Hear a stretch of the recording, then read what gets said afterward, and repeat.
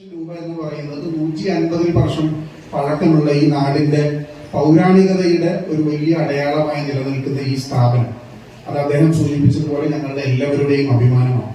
അതുകൊണ്ടാണ് കൂടുതൽ കുഞ്ഞുങ്ങൾ ഈ അടിസ്ഥാന സൗകര്യമുള്ള നല്ല ഫാക്കൽറ്റിയുള്ള സ്കൂളിലേക്ക് കടന്നു വരുന്നത്. അദ്ദേഹം ഒരുപാട് ഈ സ്കൂളിന് വേണ്ടി ചെയ്തിട്ടുണ്ട്. കഴിഞ്ഞ ദിവസം നമ്മൾ CSR ഫണ്ട് ഉപയോഗിച്ച് ഗ്രൗണ്ട് ഉദ്ഘാടനം ചെയ്തു. അദ്ദേഹം ഇവിടെ ഞാൻ പറയുന്ന പദ്ധതി പ്രഖ്യാപിക്കുമെന്ന് പറഞ്ഞ പദ്ധതി എൻ്റെ ഒരു സുഹൃത്ത് അനൂപ് ഇവിടെ ഉണ്ട്. അദ്ദേഹം പ്രതിപക്ഷ നേതാവിനെ കണ്ടിരുന്നു.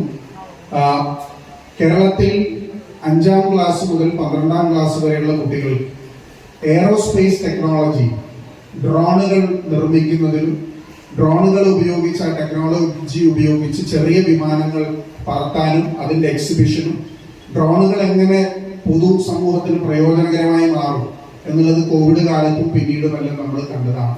അപ്പൊ എയറോസ്പേസ് ടെക്നോളജി ആൻഡ് റോബോട്ടിക്സ് അതിന്റെ ഒരു ഇന്നോവേഷൻ ലാബ് അത് സെറ്റ് ചെയ്യാൻ വേണ്ടി ഈ നിയോജക മണ്ഡലത്തിൽ ആദ്യമായി നമ്മൾ തിരഞ്ഞെടുക്കുന്നത് പറവൂർ ബോയ്സ് ഹയർ സെക്കൻഡറി സ്കൂളാണെന്ന് സന്തോഷത്തോടുകൂടി പറഞ്ഞുകൊണ്ട് ബഹുമാനപ്പെട്ട പ്രതിപക്ഷ നേതാവ് +1 കുട്ടികളുടെ പ്രവേശനോത്സവം നടക്കുമ്പോൾ അവരുടെ ഒരു ഡെമോൺസ്ട്രേഷൻ കൂടി, അവരുടെ കൂടി ഒരു എക്സിബിഷൻ കൂടി നടത്തണമെന്ന് അനൂപിനോട് അഭ്യർത്ഥിച്ചിട്ടുണ്ട്. അദ്ദേഹം അതിന് തയ്യാറായിട്ടുണ്ട്. അപ്പൊ 15ാം തീയതി നമ്മുടെ +1 വിദ്യാർത്ഥികൾ പ്രവേശനം നടത്തുന്നു. നിങ്ങൾ ഒരു ക്ലാസ് മുറി അവർക്ക് വേണ്ടി അനുവദിക്കണം.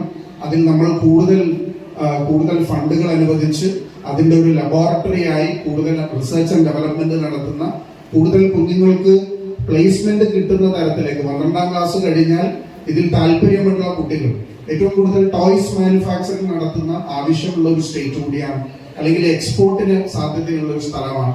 അതിന്റെ കൂടി സാധ്യതകൾ അവർ പരിശോധിക്കുകയാണ്.